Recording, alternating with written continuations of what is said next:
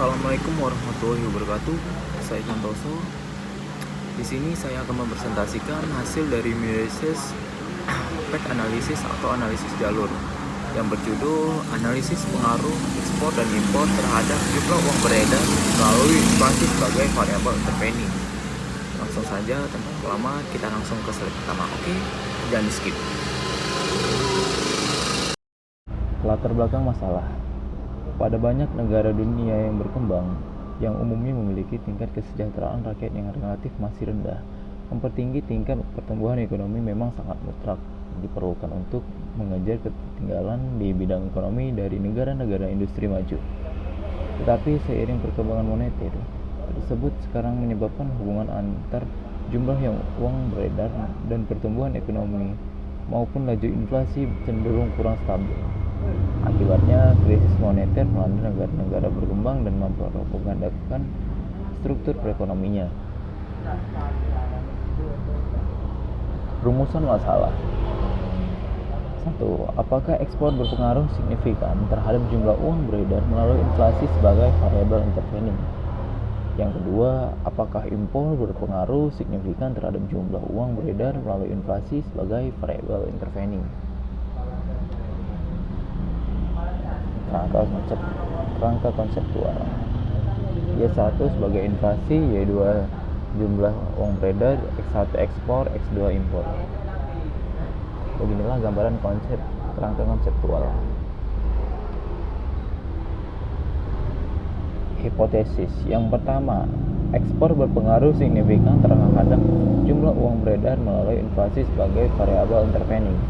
Yang kedua, impor berpengaruh signifikan terhadap jumlah uang beredar melalui inflasi sebagai variabel intervening. Metode analisis data. Analisis jalur atau PET analisis didukung oleh uji mediasi. Uji mediasi bertujuan untuk menguji apakah variabel intervening berfungsi sebagai mediasi atau perantara dengan syarat spesial P1 lebih kecil dari P2 kali P3 atau berpengaruh langsung lebih kecil dari pengaruh tidak langsung, maka HA diterima. Atau yang kedua, P1 lebih besar dari P2 kali P3 atau berpengaruh langsung lebih besar dari pengaruh tidak langsung, maka HA ditolak. Untuk mengetahui kelayakan model analisis jalur, maka akan dilakukan uji asumsi klasik yang bertujuan untuk mengetahui apakah hasil estimasi jalur yang dilakukan benar-benar layak digunakan atau tidak. Uji asumsi klasik yang digunakan yaitu ada 3, uji normalitas data, uji multikolonialitas, dan yang terakhir uji autokorelasi.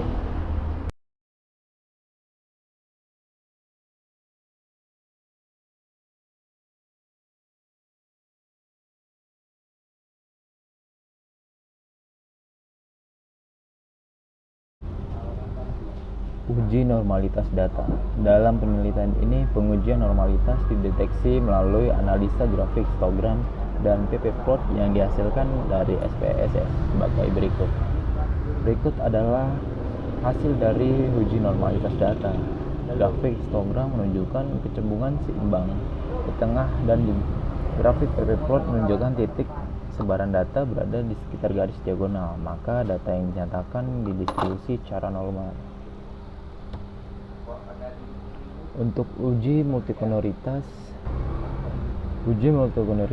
dilakukan dengan melihat nilai tolerance dan variance inflation factor atau yang disingkat dengan VIF. Data yang baik jika terbebas dari masalah multikolonialitas. Hasil multikolonialitas sebagai berikut. Hasil uji multikolonialitas diketahui bahwa nilai tolerance dan VIF pada tabel di atas menunjukkan bahwa ada beberapa variabel dalam penelitian ini yang mengalami multikolonialitas. Hal ini ditunjukkan oleh nilai tolerance yang besarnya di atas angka 0,1 untuk variabel ekspor dan impor, dan untuk variabel inflasi di bawah 0,1, dan VIF variabel ekspor dan impor besarnya lebih dari 5, dan variabel inflasi kurang dari 5. Uji autokorelasi. Uji autokorelasi bertujuan menguji apakah Dalam model regresi, terjadi ketidaksamaan varians dari residual atau pengamatan ke pengamatan yang lain. Dalam penelitian ini, metode yang digunakan untuk mendeteksi gejala heterogenisitas dengan melihat grafik plot antara nilai prediksi variabel terikat ZPRED dengan residualnya SRE-SID. Nah, kita bisa lihat dari gambar ini. Gambar scatter plot menunjukkan bahwa titik-titik yang dihasilkan menyebar secara acak namun tidak membentuk suatu pola atau tren garis tertentu. Nah, di slide selanjutnya kita bisa lihat dari hasil analisis path analysis. Path analysis atau analisis jalur terbagi ke dalam analisis berpengaruh langsung dan analisis berpengaruh tidak langsung. Jika pengaruh langsung lebih besar dibandingkan dengan pengaruh tidak langsung, maka variabel intervening kurang berperan dan sebaliknya.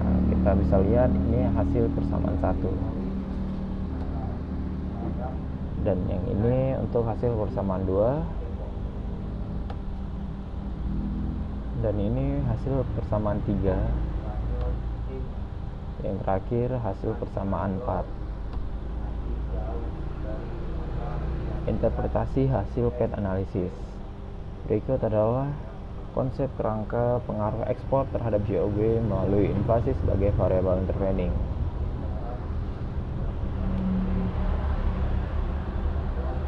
Berdasarkan gambar di atas, hasil analisis jalur menunjukkan bahwa ekspor dapat berpengaruh langsung terhadap GOB dan dapat juga berpengaruh tidak langsung, yaitu dari ekspor ke inflasi sebagai variabel intervening lalu ke GOB. Yang kedua, besarnya pengaruh langsung ekspor terhadap GOB P1 sama dengan 0,915. Yang ketiga, berpengaruh tidak langsung ekspor terhadap GOB melalui inflasi, yaitu P2 dikali P3 atau 0,088 dikali 0,120 sama dengan 0,01056. Yang keempat, besarnya pengaruh total sebagai pengaruh mediasi ekspor terhadap GOB melalui inflasi berpengaruh langsung ditambah pengaruh tidak langsung sama dengan 0,915 dikurang 0,1056 dan hasilnya 0,904. Yang kelima, kesimpulan nilai total sebagai pengaruh mediasi lebih kecil dari nilai pengaruh langsung dan lebih besar dari pengaruh tidak langsung. Hasil perhitungan yang didapat menunjukkan yang pertama, nilai pengaruh langsung P1 sama dengan 0,915 lebih besar dari nilai pengaruh tidak langsung P2 dikali P3 sama dengan 0,01056, maka H ditolak. Yang dua, artinya ekspor tidak berpengaruh signifikan terhadap jumlah uang beredar melalui inflasi sebagai variabel intervening, atau dapat disimpulkan bahwa inflasi tidak menjadi variabel mediasi atau intervening antara ekspor terhadap GOB, maka inflasi tidak berfungsi sebagai variabel intervening. Berikut adalah konsep pengaruh impor terhadap GOB melalui inflasi sebagai variabel intervening. Berdasarkan gambar di atas, hasil analisis jalur menunjukkan bahwa impor dapat berpengaruh langsung terhadap GOB dan dapat juga berpengaruh tidak langsung, yaitu dari impor ke inflasi sebagai variabel intervening lalu ke GOB. Besarnya pengaruh langsung impor terhadap GOB P1 sama dengan 1,080. Yang kedua, besar pengaruh tidak langsung impor terhadap GOB melalui inflasi, yaitu P2 dikali P3 sama atau 0,444 dikali 0,278 sama dengan 0,123432. Yang ketiga, besarnya pengaruh total sebagai pengaruh mediasi impor terhadap GOB melalui inflasi. Pengaruh langsung ditambah pengaruh tidak langsung sama dengan 1,080 dikurang 0,123432 sama dengan 1,2034. Yang keempat, kesimpulan nilai total sebagai pengaruh mediasi lebih besar dari nilai pengaruh langsung dan lebih kecil dari pengaruh tidak langsung. Hasil perhitungan yang dapat menunjukkan nilai pengaruh langsung P1 sama dengan 1,080 lebih besar dari nilai pengaruh tidak langsung P2 dikali P3 minus 0,123432, maka HA ditolak. Artinya, impor tidak berpengaruh signifikan terhadap jumlah uang beredar melalui inflasi sebagai variabel intervening, atau dapat disimpulkan bahwa inflasi tidak menjadi variabel yang mediasi atau intervening antara impor terhadap JOB, maka inflasi tidak berfungsi sebagai variabel intervening. Sekian, terima kasih presentasi dari saya. Bila ada kekurangan dan salah, saya mohon maaf. Assalamualaikum warahmatullahi wabarakatuh.